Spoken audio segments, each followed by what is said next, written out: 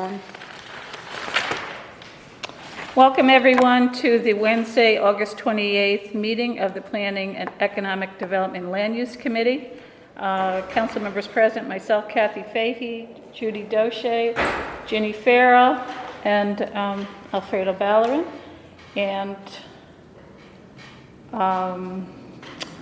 other council members. I think Joyce Love is planning to sit in. Okay, and we are here today to discuss Resolution 3961-18R, a resolution of the Council in support of participation in the Capital Region Community Choice Aggregation Program to negotiate and enter into energy supply contracts with energy service companies. All right, well, we met on this resolution last year, and I think there was a general feeling that there needed to be more education on this whole issue. And I know that a lot of individuals, advocates, have been out in the community, attending various neighborhood meetings. We have a letter of support from our Sustainability Advisory Committee here in the city. There was a feeling that we needed more education on this issue, the importance of this issue. And as we've talked about before, the community choice aggregation, the idea is that different municipalities will band together in order to procure more renewable sources of energy and also get a better price and save residents who participate, or municipalities who participate, save residents money as well. So a fair amount of time has passed, and there are other municipalities who have made the decision to participate in an aggregate, and some of those, some of them have made a commitment to explore community choice aggregation with one of the administrative companies called Mega, and Louise Gava is here from Mega. And some of those municipalities are Saratoga, Guilderland Town, and New Scotland. Other municipalities still reviewing the situation: Town of Bethlehem, Niskayuna, Voorheesville. Also, Glens Falls has had presentations, as well as City of Schenectady, and there's been outreach also to City of Troy and Waterville.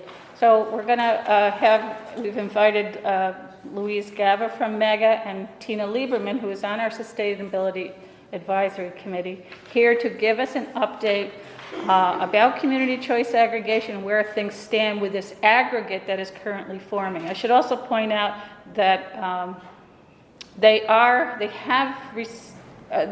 feel they're going to have enough people on board, enough municipalities on board to create the aggregate. I guess there's a certain threshold that they have to reach, and they believe they're going to be reaching that and ready to sign a contract in November. So you can clarify that a little bit, and I want to invite Tina and Louise to please come up and have a seat and talk to us a little bit more about this. And I also want to say, folks who are in the audience will have an opportunity to make some public comment also. So welcome. Thank you. And please let me know, this is not your first time hearing about this program, or no? Okay. I'm not sure. But I did have Michelle, very, very much gratitude to Michelle for printing out some the PowerPoint here just to help guide our conversation. So I'm Louise Gava from the Municipal Electric and Gas Alliance, and I'm the Community Choice Aggregation Project Leader. So my job is to do this type of education with municipalities and ultimately with their residents. I think, so just a really quick background on Mega. So we actually do serve this city now. Mega is a not-for-profit local development corporation. We serve 300 municipalities across New York State, including half of the counties. And what we do is we're an aggregate there too. So we bring all the municipalities together, use bulk purchasing and competition to drive down the price for those supply contracts. So in April of 2016, when New York State said municipalities can now offer this opportunity to their residents, it was a natural fit for Mega to move into this space because we've been doing it for municipalities for 2 decades now. I think you all know generally when you purchase electricity, you pay for two main things, delivery and supply.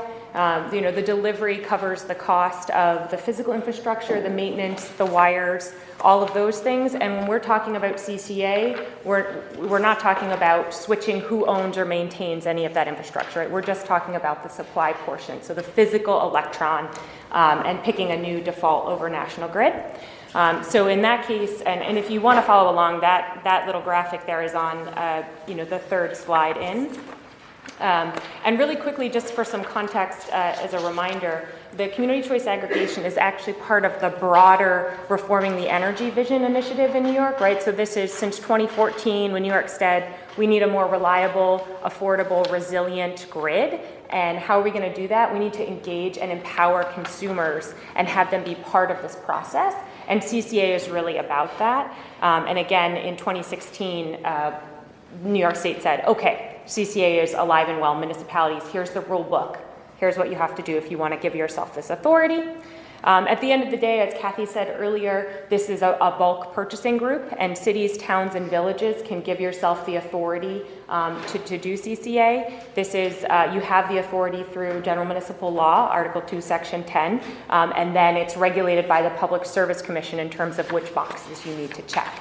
If you look at, there's a map on slide, I think it's 6, and that will show you, and I'm sorry that it's not color-coded, but it'll be the first map you come to, and that shows you, Kathy was referring to, municipalities in the region that have already started to come together in this aggregate, and so that dark outline is your load zone. So that's the wholesale power zone that the city is in, and anyone within that zone, most any resident within that zone would be able to, their municipality would be able to participate with the city.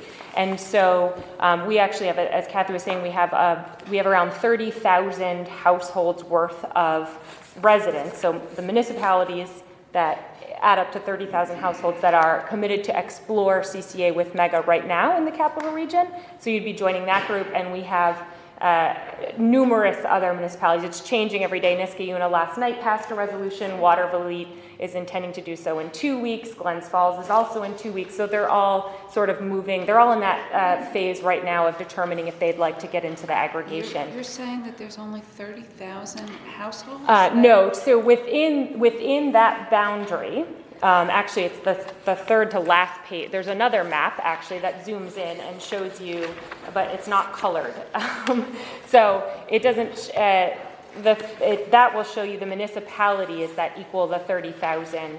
As Kathy was saying, our cutoff to get the group purchasing that the market benefits the residents is at 40,000. So we have commitments from 30,000 at this point, but we have interest from more than that to go forward. Does that make sense? Can you say who is in? Yeah, so Guilderland, the town of Guilderland, the town of New Scotland, and the city of Saratoga Springs have all signed what's called the administration agreement, and that's a handshake agreement to explore CCA with Mega. Guilderland, New Scotland. And the city of Saratoga Springs. And then the town of Bethlehem, the town of Niskayuna, the city of Waterville, the village of Voorheesville, the town of Knox, and the city of Glens Falls are all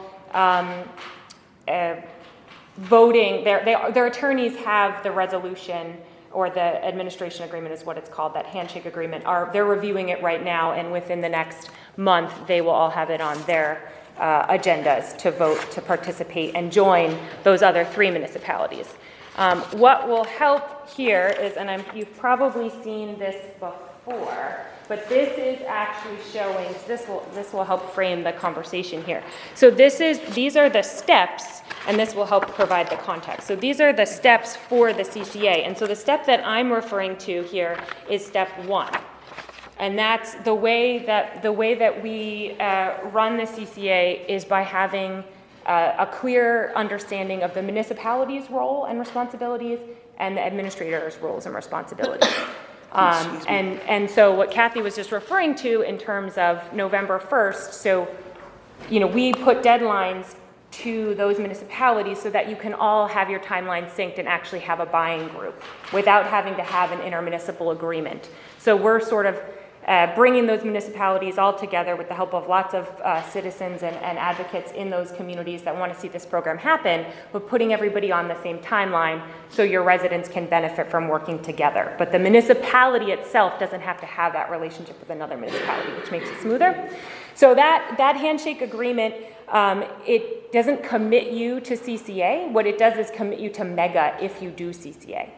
And so we have done CCA in the Southern Tier. We have a program up and running with 21 municipalities there since July that the residents have had supply. And at step 1 through 5, we have had municipalities leave the program, and that's okay. And so that agreement says basically anywhere up until you know the price and terms and source of supply, you can walk away.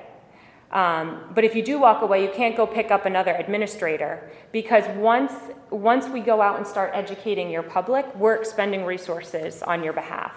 And so while it's perfectly appropriate if we have an education meeting and your constituents come and say, we don't like this program, it's government overreach, or whatever they might say, then you can walk away from the program, right? Or if you can pass a local law and you don't have to use it. But at the end of the day, when we say, here's the price, here's the terms, here's the source, you either say yes, no. If you say yes, then it goes through the whole contract period. You're not able to leave, you're not able to opt your entire community out at that point because they have contracts. Does that make any sense? I'm sort of jumping around a little. But yeah, yes. A couple things about that. Sure. So the resolution that we have before us is simply for us essentially to be exploring CCA and being on the Capital Region, having somebody appointed to the Capital Region's CCA steering committee. Right. Is That has nothing to do with me, actually, or Mega at all. And I don't know, I am on the Sustainability Advisory Committee, and I'm on the steering committee. I can be a liaison. I don't know if that satisfies what you might need. You might want me to be a liaison to someone in the administration or something, but I can help. I mean, I know in Troy, there's a sustainability task force, and Michelle is here from Troy over there, and she's the liaison on the sustainability task force to their council on CCA. So that steering committee has not yet selected an administrator because that appears to be one of the main functions of that CCA steering committee. We could give you guidance or advice, but we are not choosing. So what happened was... Who's we, when you say we? This is the steering committee, right? Wouldn't choose for the municipalities. Okay. Bethlehem, Guilderland, and New Scotland got together, and in one afternoon, they interviewed all 3 administrators, and then they started to make a decision. I think they called some administrators back, and they chose MEGA. So they went ahead and chose MEGA, right? And they're kind of leading the way. And then Saratoga Springs had long ago signed a contract with MEGA. When there would be enough people, they wanted to be part of the community choice aggregation. So they kind of got their wish. So they're on board. Niskayuna is in the process of interviewing and will be selecting within a month. They have indicated that they are likely to choose MEGA because this is the viable CCA that's going forth in the community. The more people you get in the aggregation, the lower the price that you get. So it benefits everyone.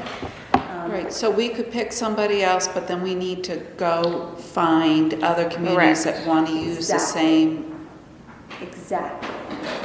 I already don't like how complicated this is. Let the record show You that, absolutely have freedom of choice. I'm sorry, could the record show that Councilmember Derek Johnson's here also? Thank you.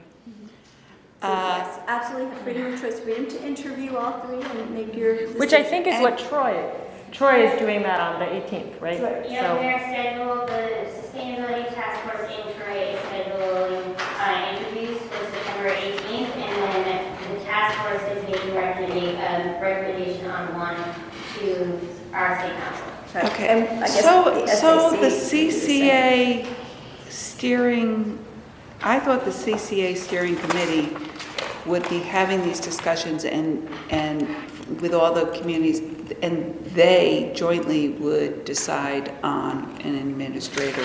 Because once you have basically a bunch of communities saying, okay, we want to be doing this, it makes sense for those communities then to make a joint decision regarding that, but that is not the way. We thought that was the way it was going to work too, but Bethlehem, New Scotland, and Guilderland said, we're not waiting for you guys to figure this out. We're just going to go ahead and get this ball rolling. And they chose Mega, which got the ball rolling, sure enough. Well, you said Bethlehem, but Bethlehem hasn't yet. They're voting in September.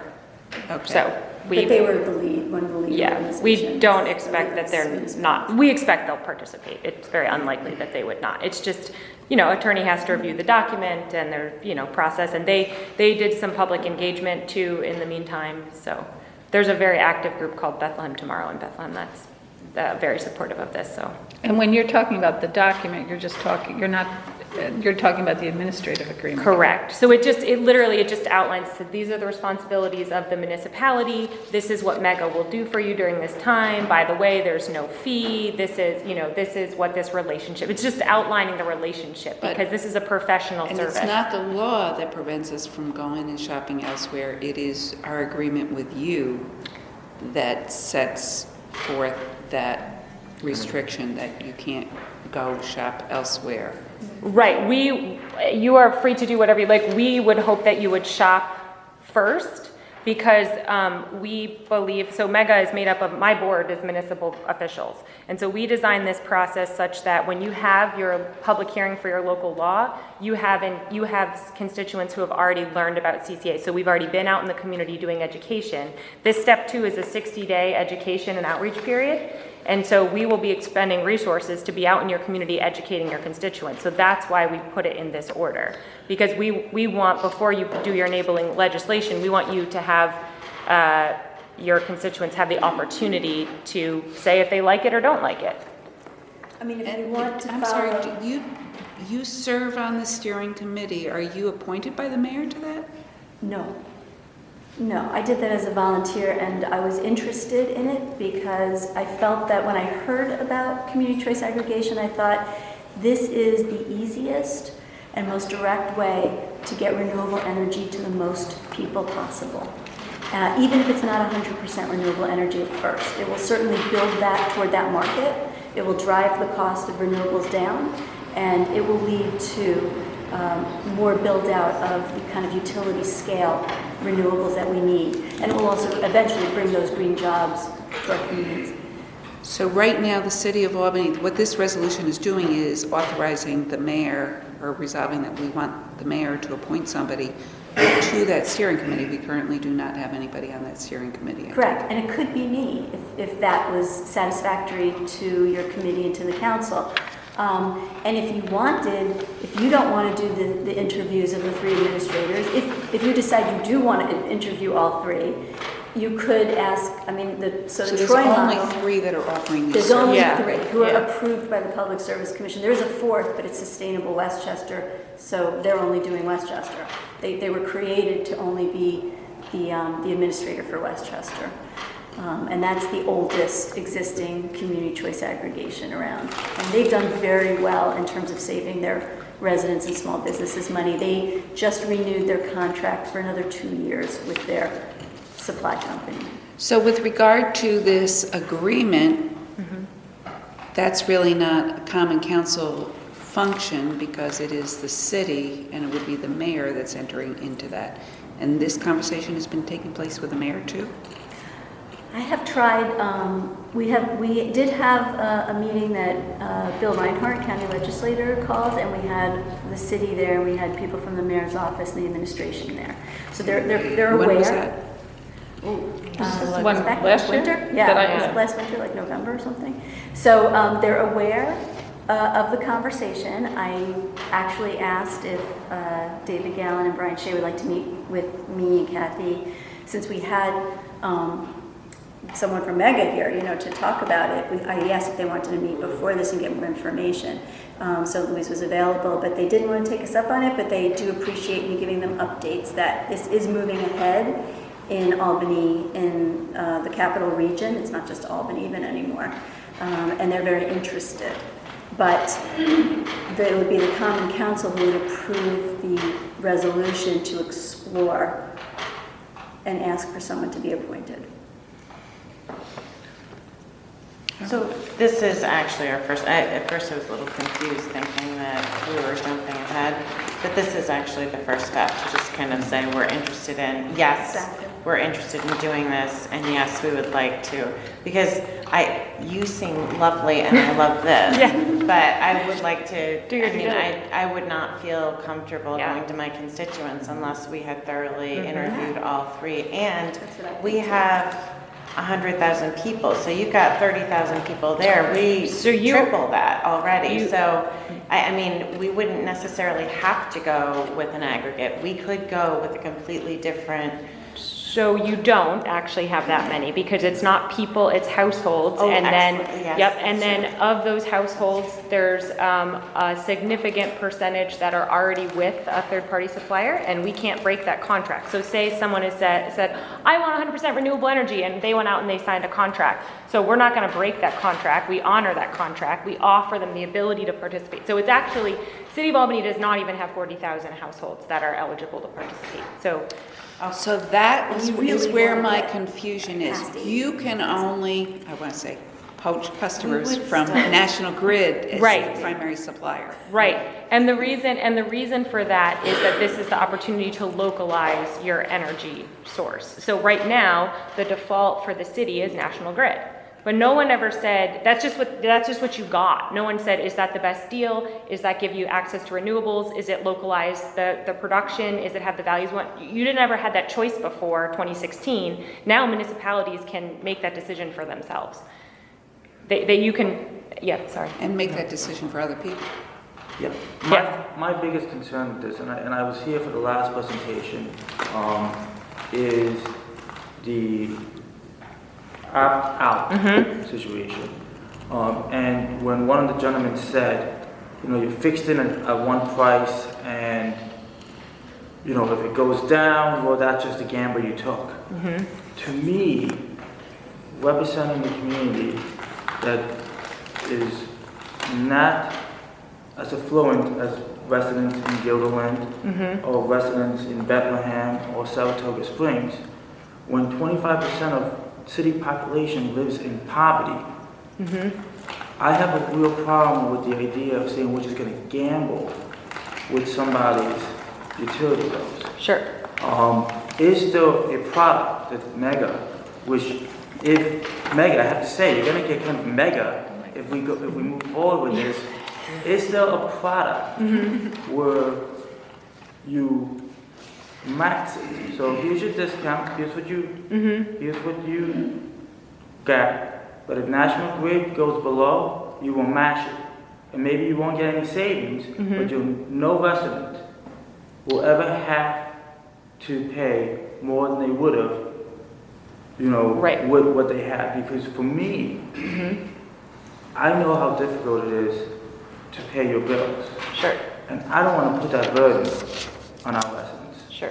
So how I can answer that question is one of the groups of, so when I say Albany doesn't even have 40,000 households, there's not just people who have already left National Grid, there's also people who have enrolled in HEAP. And New York State has said if you're a HEAP enrolled resident, you cannot automatically participate in CCA for the exact reason that you're pointing out, because unless the administrator and the supplier can come to the state and say, we will guarantee that you don't pay a penny more than National Grid, then your low-income residents are not eligible to participate. So your fear is heard and understood by the state, and so there is an answer there. If the market does not bear a program that has guaranteed savings, then they don't leave National Grid. They stay with their HEAP. Nothing happens to them. They're not included in the program because it is meant to protect those residents. So on the other hand, if we have enough people in the aggregation that your supplier that you negotiate your contract Yeah. with will say, well, we have enough people to cushion this so we can guarantee those that if the price, that those people won't pay a penny more than what the national grid rate was, that's a possibility too. Yeah, I mean, we don't know, right? That's what the RFP is for. We have to find out. They didn't do that in the southern tier, but Albany is a different situation. Yeah, we might have Troy too, because Troy is really looking at this. They just passed the resolution that you're looking at 2 weeks ago.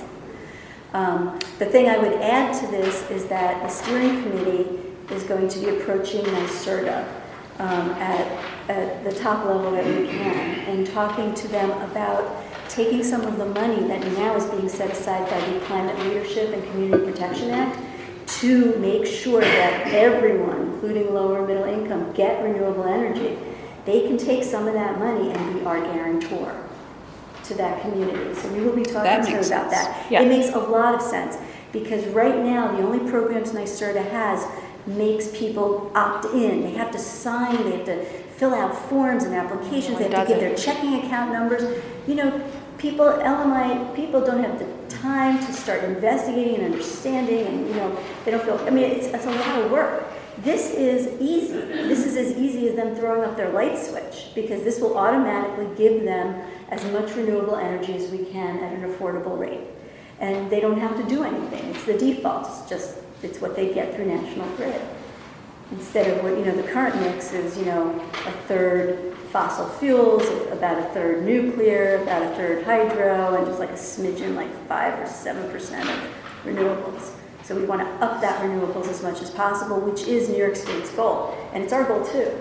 It's our community's goal. So we will be approaching NYSERDA, and we'll be letting you know how that goes. Is it possible that through this, that National Grid would actually still be the supplier, just at a potentially lower rate? No, they are not. God, man. No, They don't they're, have any renewable energy at that scale, man. What? They don't possess generation assets. Since restructuring, they're only a reseller. Oh, okay. And the product from the merchant producers goes into the New York Independent System Operator, the bulk power grid, from which the regulated utilities buy the power to deliver it to all the retail customers. I can explain that at greater length, but that's the quick Interesting. answer. So why is it that it's generally understood that National Grid supply rates are the cheapest of any of the providers? Is that because they have the most amount of customers to do the buying? The answer to your question, if I'm supplying the answer that's of use to the committee, we're in a low electricity production portion of the state. There are lots of resources here. They're not the cleanest power, but there are lots of resources that sell into a power auction at the New York Independent System Operator market. That market is electronic. It's conducted across the river in Rensselaer. And there's a big building there. You ought to arrange for your committee to come and visit it and understand how a bulk power supply works. It is amazing. But the short answer to your question is, since the restructuring of 20 years ago, the investor-owned utilities don't generate the electricity anymore. They buy it from that market, which changes from day to day. And the bill you get at the end of the month represents the aggregate of what all those electricity purchases across the service territory amounted to, divided by the customer's usage. Is everybody completely clued up now? I'll give you another answer, which is you're correct, and it's part of that. It's a less nice story, which is that there have been a lot of predatory practices. So there have been a lot of companies out there that are not National Grid. The Public Service Commission went after them started going after them a few years ago when they realized that these third-party energy providers were targeting low-income and senior residents all across New York and scamming them, basically. They were doing the classic, like, I've got a really low rate, you don't read the fine print, it's good for 3 to 6 months, then it goes up. I mean, when I was in the Southern Tier doing the education, we focused on senior centers because we had a belief that a lot of those people had gotten calls at dinner, said yes, and then been put into a contract. And indeed, a lot of them were paying literally 5 times more than the utility rate. And so we got them out of those people, these are seniors on fixed incomes. They were very upset. They didn't know what they had done wrong. And I said, you didn't do anything wrong.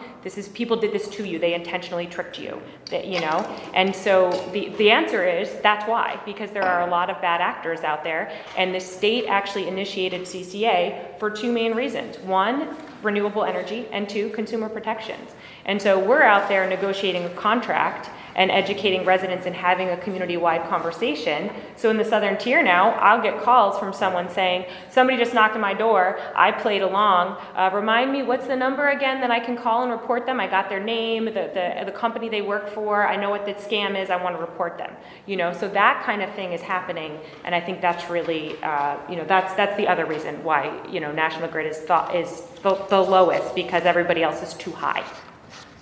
But that's one individual going after, one individual in one company, one contract. We're negotiating for $40,000 at a minimum, and we will not accept we're not going to accept termination fees. We're not going to accept high prices. We're not going to accept any of that. We're negotiating much better contracts than these people generally put on the table for an individual. And can you talk a little bit about the kind of contract? Because at one point we were talking 2-year or 1 year, and even possibly 1-year contracts. And Sure. what kind of savings might we be looking at? Sure. So the way we do this is we actually ask because it's a commodity, right? So the price changes all the time. And so what we're really doing is we're asking multiple suppliers in the market for different terms. So whether we'll ask them to give a 1 year, 24 months, a 36 month, the best deal that they have, and then we'll be comparing all of that. So it just happened that our contract was a 2-year contract, and that Tina mentioned Sustainable Westchester, where they have signed 2 contracts so far, and they both happen to be 2-year contracts, but that's because we're operating in the same market. The forward market prices, in part because of New York's renewable goals, is projecting to increase, right? We're all having pressure to meet different needs. So it might mean that a longer contract would be more beneficial, or it might not. So we'll find out when we Because right now prices are really low, but when you look, remember, there's seasonal variability, right? Often we'll see prices go up next month, probably from those really hot days that we had last month. And then when heating season comes, because natural gas, as Tina was saying, is a third of our production, of our electricity production, the pipe is only so big. So when we're using natural gas for heating and we want to use it to make electricity, the price goes way up. So we'll have more of that happening too. So I didn't answer your question. So in terms of, percentage of savings, it's maybe maximum of 5% on someone's bill, absolute maximum. And it will depend as well on if you're having renewable and what percent renewable. So I hesitate to say this because a lot of the folks in this room understand it's a long, complicated conversation in New York, but renewable energy will always cost more. Because of the way that it works. So when you have a renewable asset like solar or wind or hydro, and that asset makes an electron, it actually makes 2 things. It makes the electron and it makes the environmental benefit of the electron. And the reason that we do it that way is so that you don't have to be physically connected to that asset to get the benefit and say you're renewable. So that asset can be sold separately and put on any electron that goes into your wire. So if you think of it that way, it always means you have to pay more to get that piece of paper and make it green. But you can use any electron anywhere in the system. They don't have to be together. They can be, but they don't have to be. So in a lot of places, again, there's these big zones, right? And there might not be that much renewable energy in your zone, but you can still access renewable energy because you take a piece of paper from somewhere else in the state and you put it together with your electron. And it's a lot cheaper than moving that physical electron all the way to where you are. So that's why the percentage will vary depending on if you choose 100%, if you choose a lower percent, and we assess all of that, if that makes sense. So we have a very obnoxious to the suppliers matrix that's asking for pricing and looking at all these different factors. And then we're doing an analysis and providing that analysis to municipalities to make a decision.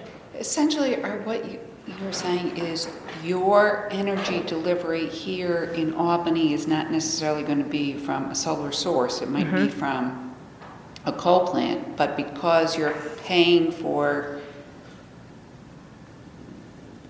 that solar aspect of it or that green aspect of it, that then can go to somebody else potentially.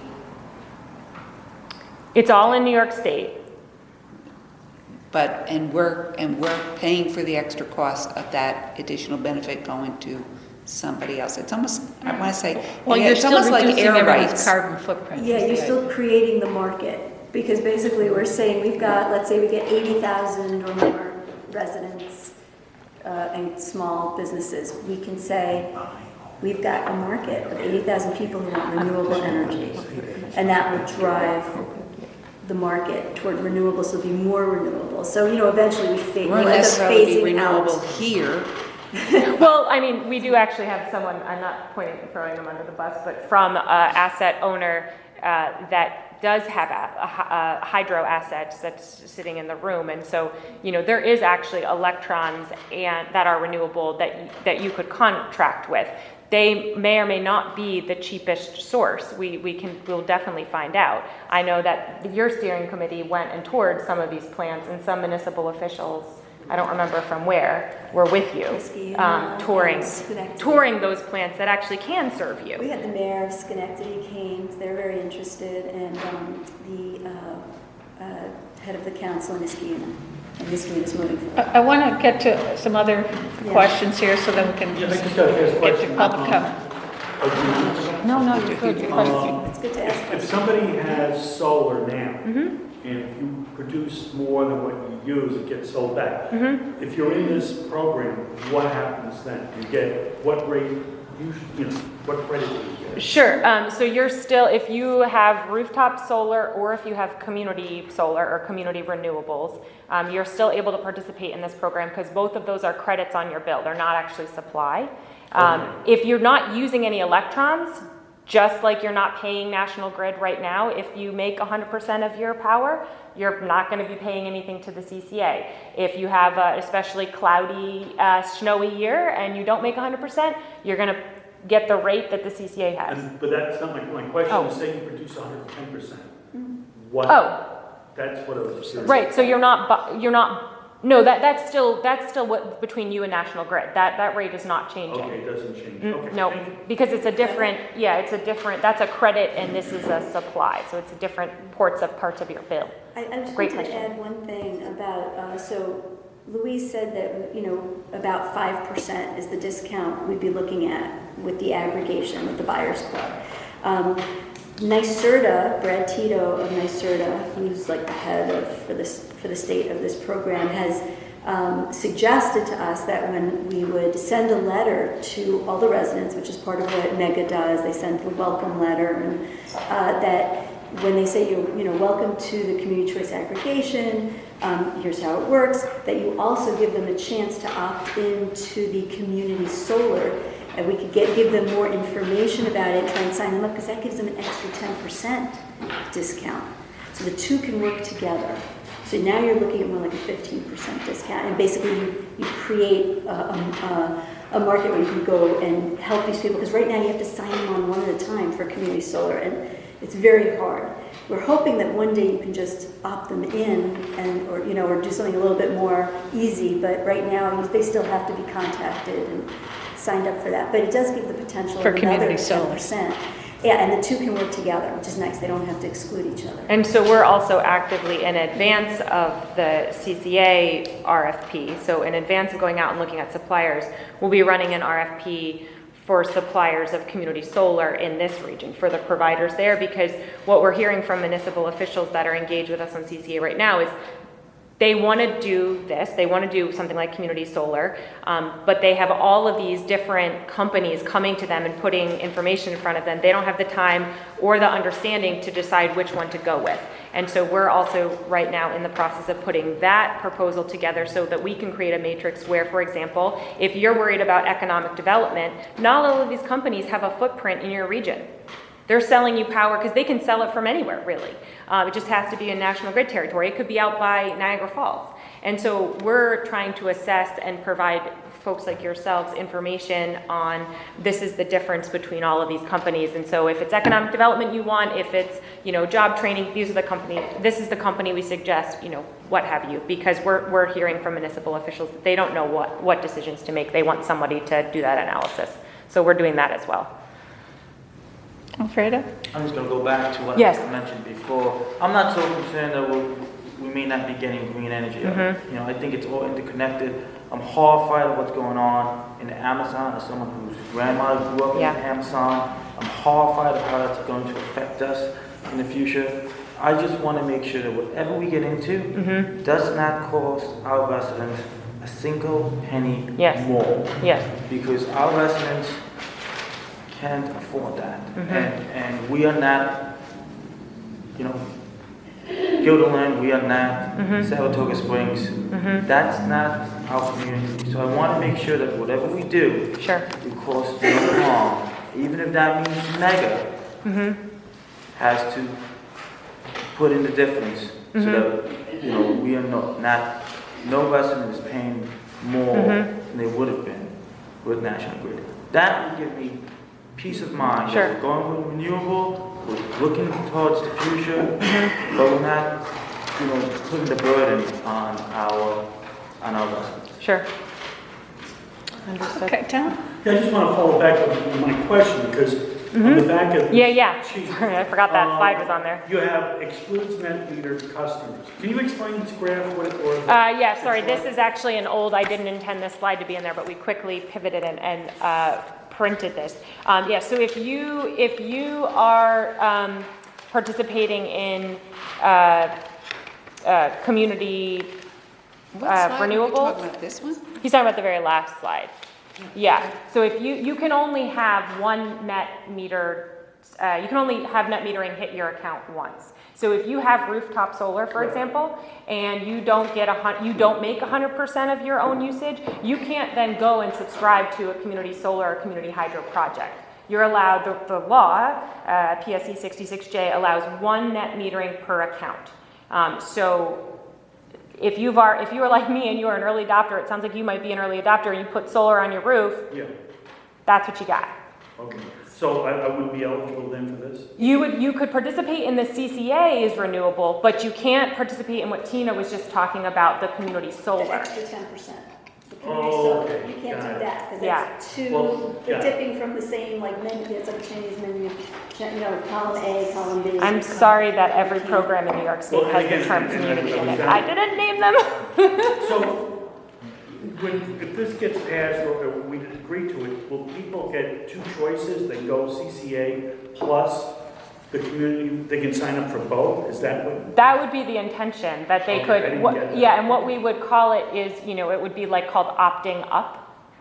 So you could choose or opting in. I'm personally a little leery of running this at the same time. I think you shouldn't run an opt-out and an opt-in program at the same time. I think that's a great way to confuse constituents who have no time to deal with this. Yeah. And I don't want them to get confused and think that, this isn't going to impact me unless I opt in. So we really need to think about the timing of this. I'm uncomfortable with Brad's model personally. I don't think he's thinking, he just is wanting renewables, right? And I get that, but I think I can tell you from doing this before that, people don't want to read a letter that they get in the mail. It doesn't matter if it has the City of Albany's logo on it. They don't want to read it, so they might not. And the last thing we want to do is confuse them. Okay. So we would think very critically about that. The first thing is to find out if there's community solar, community renewable people that can serve your region that are interesting to all of you, So, thank you. I want to get a sense from you folks, committee members, and Tom also. How are you feeling about moving this resolution forward to the council for a vote? You feel like you still have questions, concerns? I feel very comfortable with it because it doesn't commit us to anything. We're just saying that we're interested in looking and getting more information on it. And I think that is an excellent idea. I think that we've heard enough to kind of put forth a charge to say, yes, we're interested in this and we'd like to hear more. And that's later on is when we make the real decision, I think. So. Okay, anybody else? I'm in favor of it. I mean, you know, I have solar down, like I was just mentioning, and anything we can do to kind of improve the environment, I mean, it's good. I would be supportive of anything that would be an instrument to help lower income, because, you know, as I'm listening, I know middle class families that are struggling to pay their heat bill. And Right. it just seems like it's a lot different than growing up. Now that we're paying bills, it just seems like that bill is totally different than the bill that I saw my parents pay. And a lot of times people are contacted by these independents, and it just sometimes when I'm listening, to be honest with you, I hear the same thing. I whisper that to Tom. It sounds similar. So I think that one of the things that you should be mindful of is that when that market opened up, a lot of people got burned. They did. A lot of lower income people got burned. They did. So people may not be willing to even entertain the conversation because, you know, their focus is just figuring out how to Yes. make it through, you know, the 30-day cycle.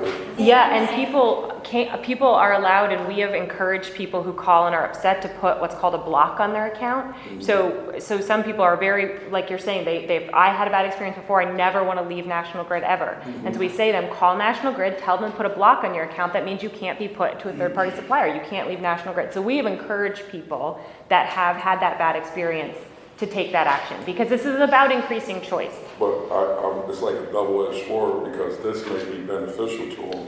Right, And yes. they won't even hear it out That- or won't even entertain You it. are correct. So, like, how do we get the message across that this is worth entertaining versus, you know, just Time. just tuning it out? They listen to their neighbors. And that's, yeah. So we can also do this, move forward, go through this whole process, and then in 2 Not do years it. potentially say, this isn't working, and Well, but then they are looking, that, one of the reasons we kind of moved to get them in here is because they are looking at getting the aggregate up and running soon.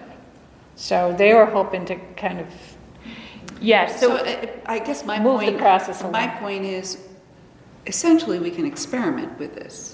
you know, could do, right. yeah. You mean like a shorter contract type of thing, or what do you mean? Right, right. But- To do it for a year or two. correct. And that's, We're supposed to be able to comment? Yes, hold on, we're gonna get to the public I comment. want to make a decision, you know, with her. Yeah, you're Well, I abs- wanted to get a feel. you're absolutely correct. So at step, I mean, we did have municipalities go and say, you know what, we just want to see the price. And they're like, we're kind of on the fence anyway. They saw the price, they're like, nah, we're not that interested. And they walked away then. That's fine. You know, so that, where did that happen, the Southern Tier? Southern Tier, yeah. Uh-huh. It was more an issue of municipal turnover. Like, we went out to bid in February, and it was a bunch of towns who had a complete switching of their board in January. And they were like, you know what, we'll still stay and hear the price, but we have no idea if our constituents like this or not, because we weren't board members before last month.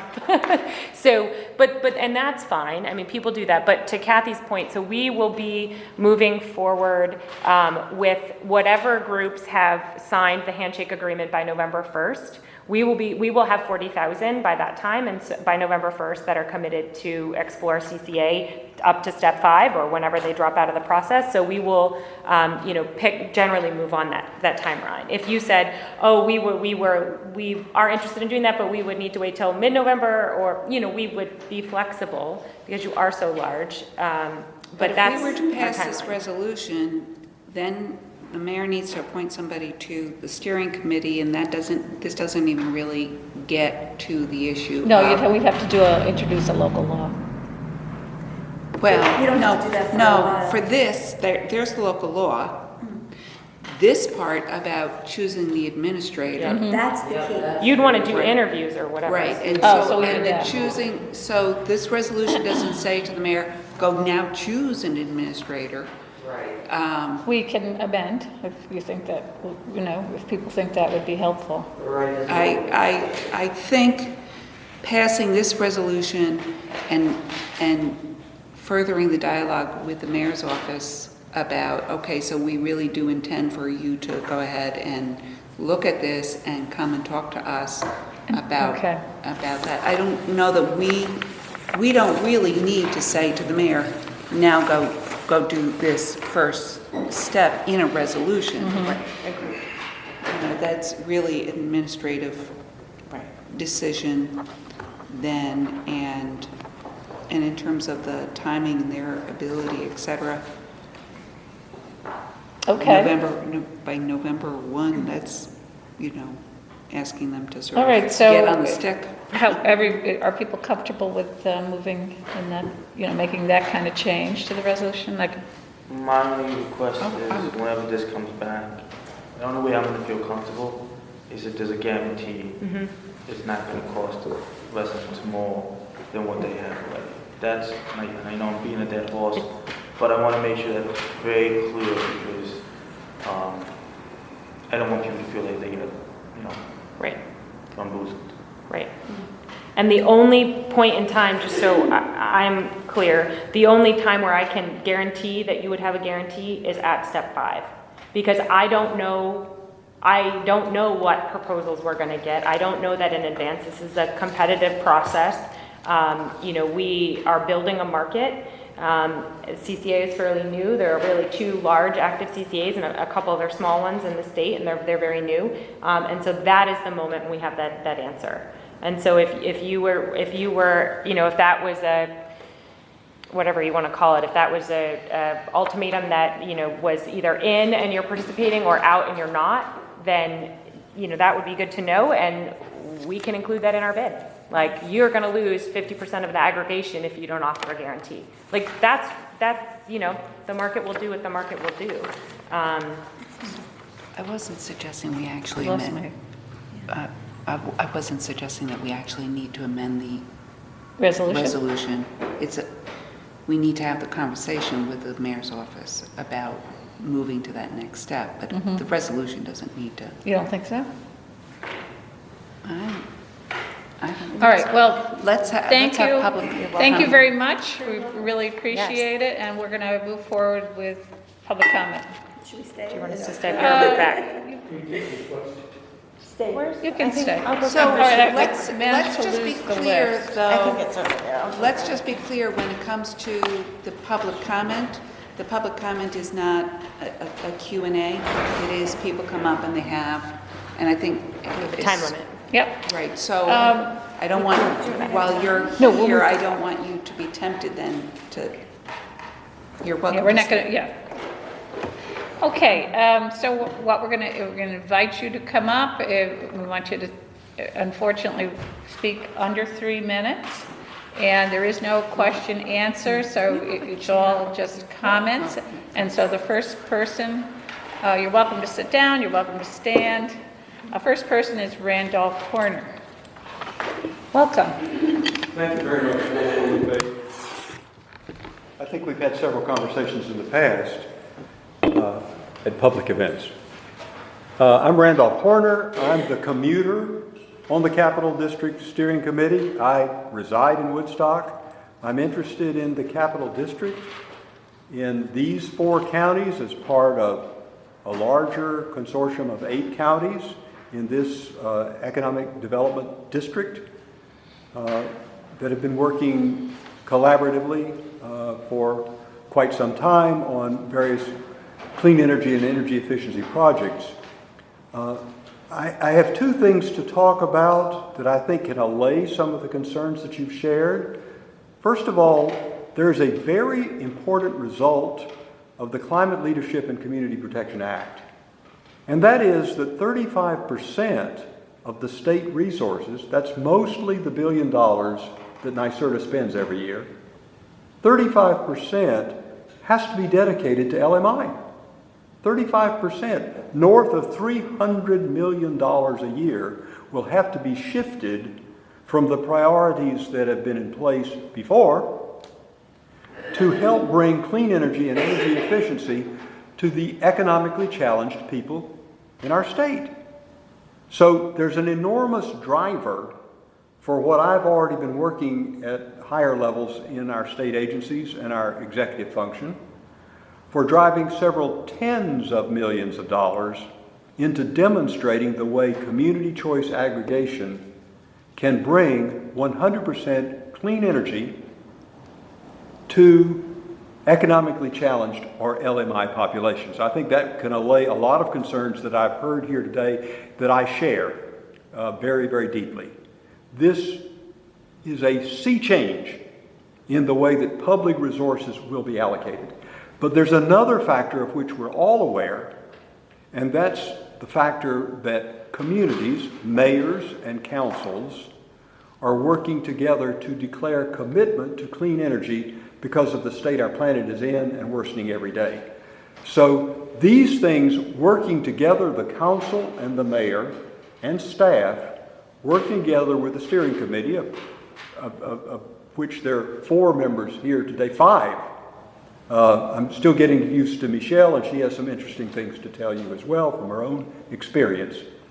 But the 100% renewable energy CCA can be the beneficiary of a great deal of this shift of resources, which is mandated by the Act, and on the timetable we're talking about, it can happen sooner than the impact will be felt across the state. So Albany, Schenectady, Troy, the rest of the communities in this 4 or 8 county region can be the proof of principle project for the whole state. Yeah. Okay, terrific. She's buzzing you. Yeah. Randolph, Time. thank you, much You're appreciated. certainly welcome. I'd like to invite Yeah, Dave I want- Hoshelder, and after Dave, it's Michelle Rogat. Welcome, Dave. Thank you. Thanks for your time. I'm Dave Hochfelder. I live at 81 South Lake here in the city of Albany. I've been active with Solarize Albany since 2014. I'm wearing the t-shirt. If you're interested in solar, I know a guy. We've facilitated maybe the installation of 100 rooftop installations since 2015. We're working with Community Solar now, and we've facilitated about 100 community solar contracts in the past year. So we've got about 200 households going solar thanks to Solarize Albany.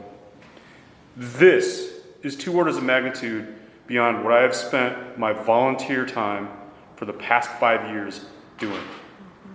This is going to help New York State provide, and this region rather, provide renewable energy at a lower cost to every resident. The LMI market is very important.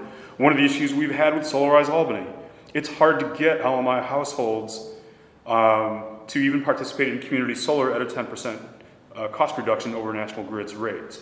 So this is a very important step forward to decarbonizing our regional economy, and I urge you to support this measure. A couple things I want to point out.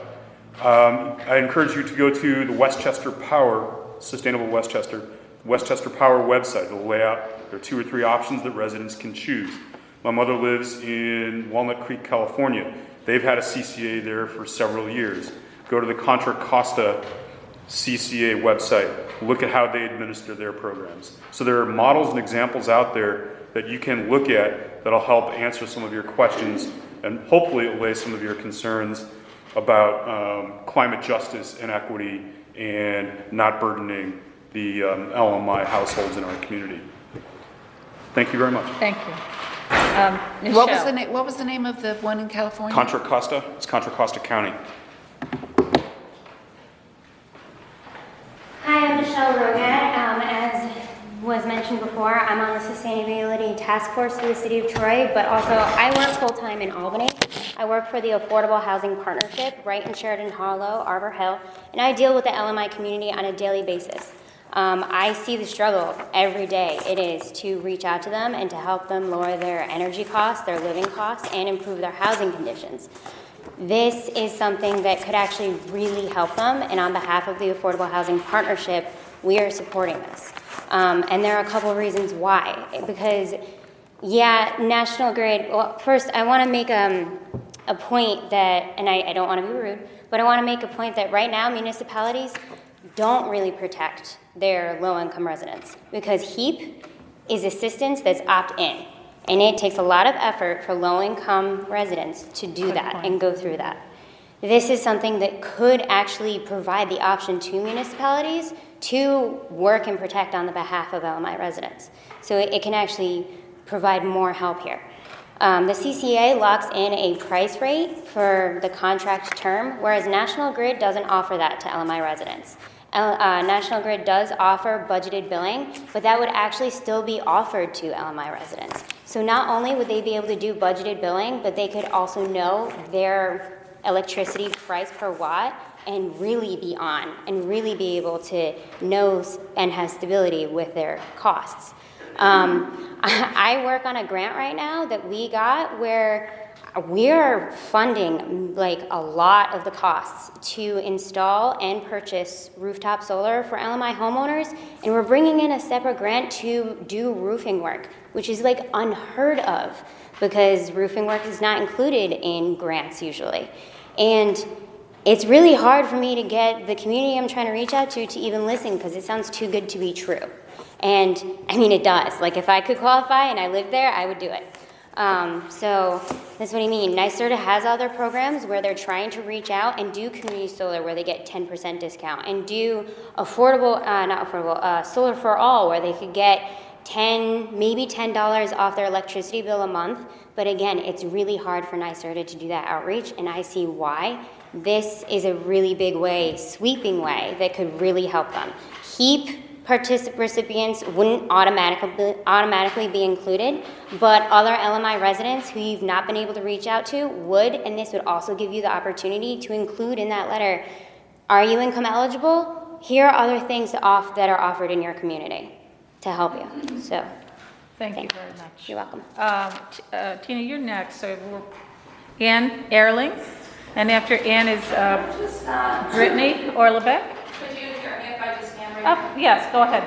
So I'm really happy to see this moving forward. I had the good fortune to attend one of Gore's Climate Reality Leadership Trainings earlier this month, and there the information we received, made it inescapable to think that we've just let this climate crisis simmer for way too long.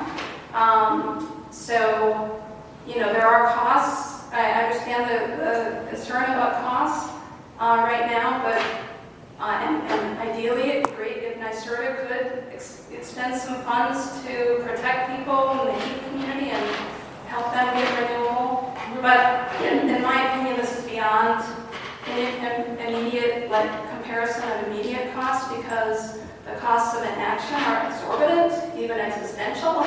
So I would really like to see this CCA go forward and get us 100% renewable because I think it's our best shot right now to keep our climate from going over the roof. So. Okay, thank you, Ann.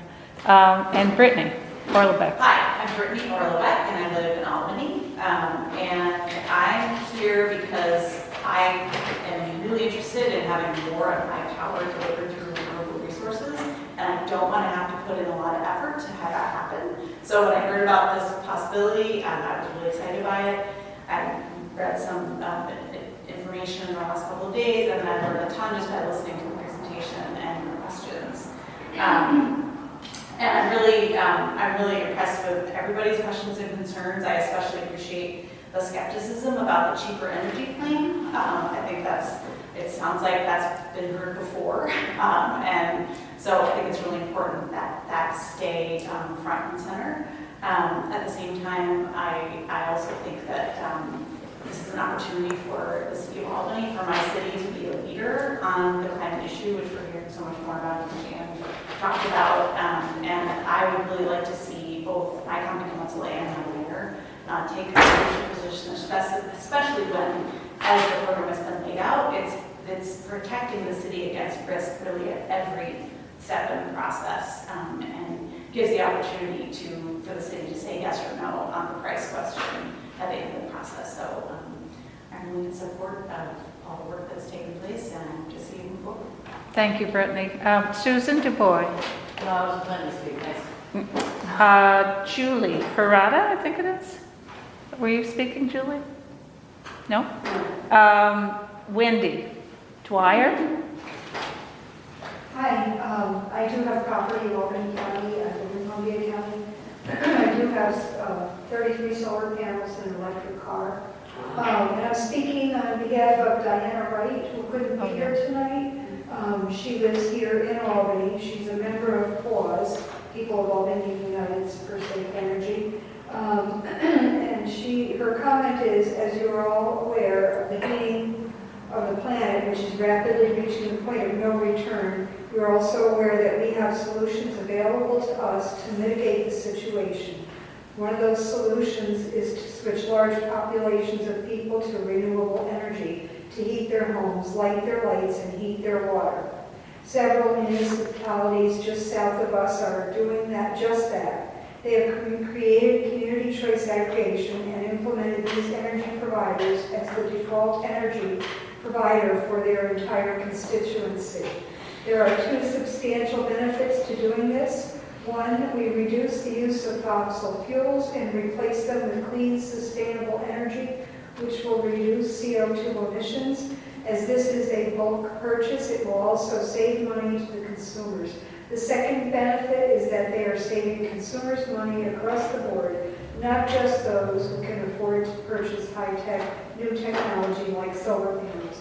Lower-income families and the elderly can also save the same money, which will help them keep money for other items they need.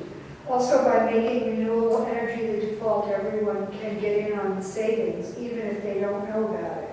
It is very difficult, to be sure, to reach every household to explain what this program is about, and lower-income families and the elderly are the ones who would be most likely to be left out. And these are the residents who can most use the cost savings. I, Diana, encourage you to look into this program as knowledge is power, and with power we can change the world for the better. Diana Wright of Albany. And I second myself what you said about the cost of inaction.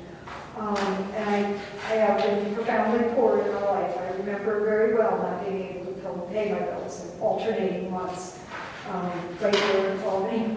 But the cost of inaction is going to cost us all tremendous hardship and cost, with sea levels rising, and we've got the Hudson, which is tidal right here, and the devastation of storms and everything else. We're all going to be paying the price, but I'm 100% do empathize with people in poverty very much.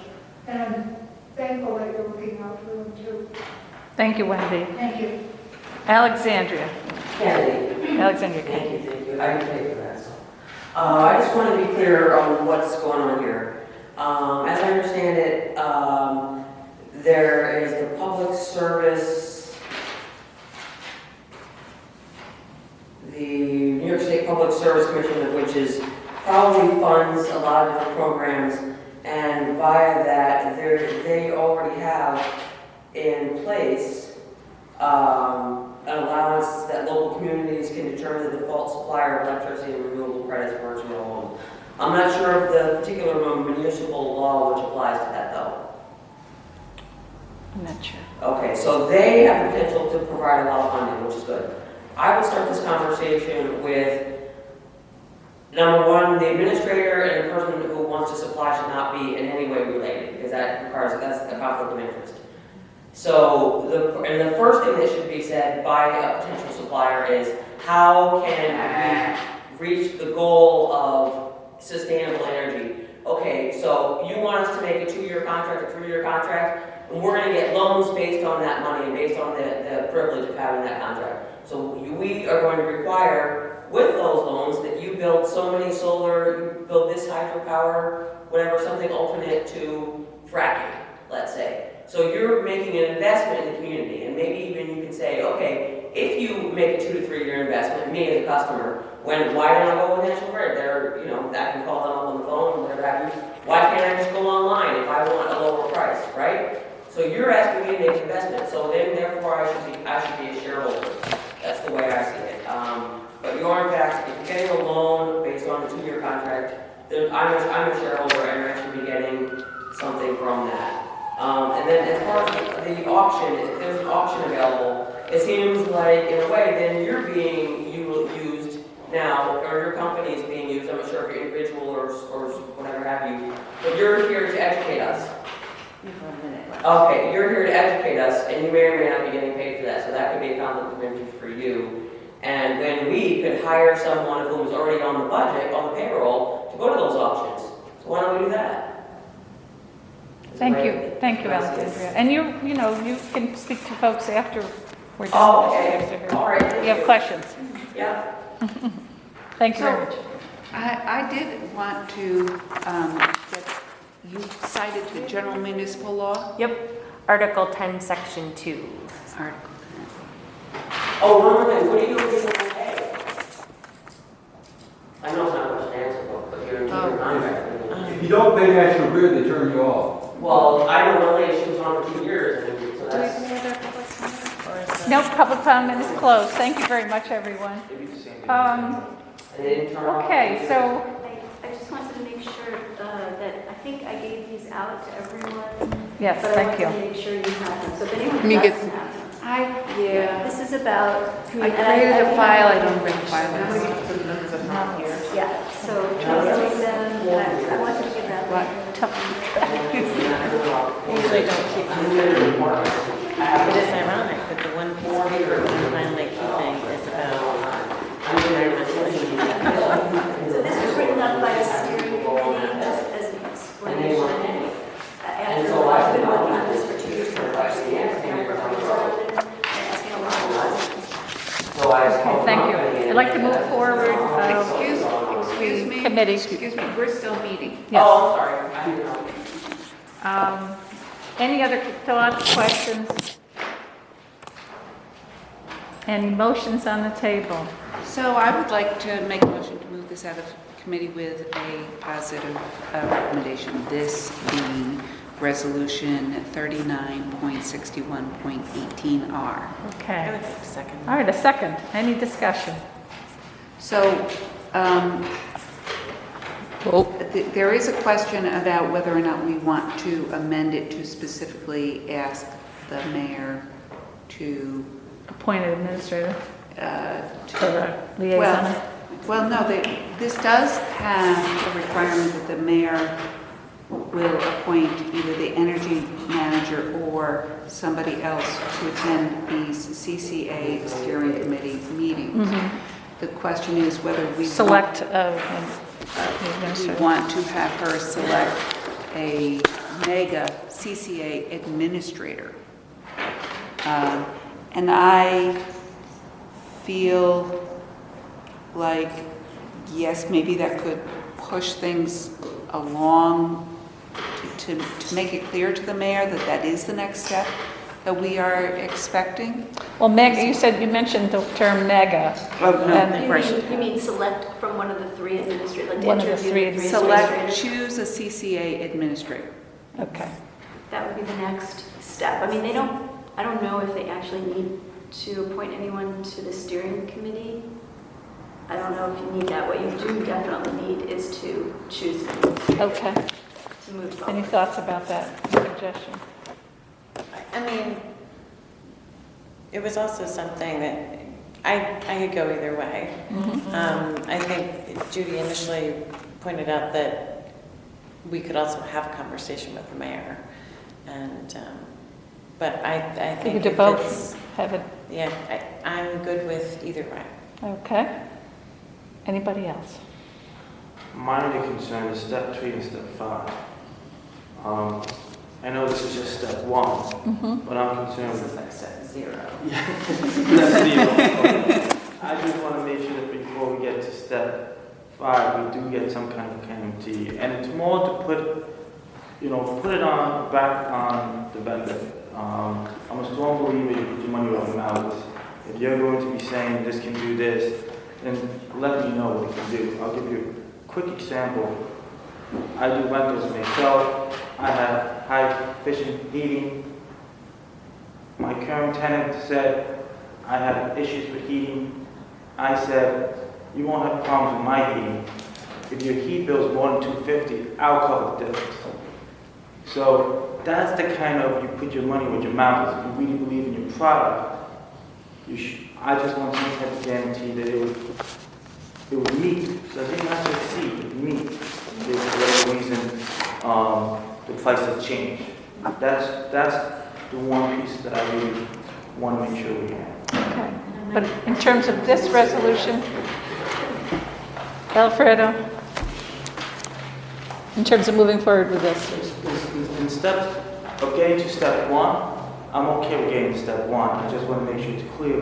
By the time we get to step three, I'm hoping we have some more. Okay. guarantees. Thank you. Derek? I can support it, and, you know, it's still the education of being able to have that conversation with people to make sure they understand that this one is truly beneficial. So, Right. that's gonna be A big lift. It's gonna be a tough sell, because it's gonna be hard to get a person's attention sometimes, and, you know, that's frustrating in itself. If it can work and it can help and it's beneficial, and a person will listen, so. Okay. But you're comfortable moving forward now? All right. So I would like to make a recommendation for a formal amendment to this that would read, be it further resolved that the Common Council recommends the mayor immediately begin the process for choosing a CCA administrator and consider completing the selection process by November 1st, 2019. Sounds excellent. It's a recommendation.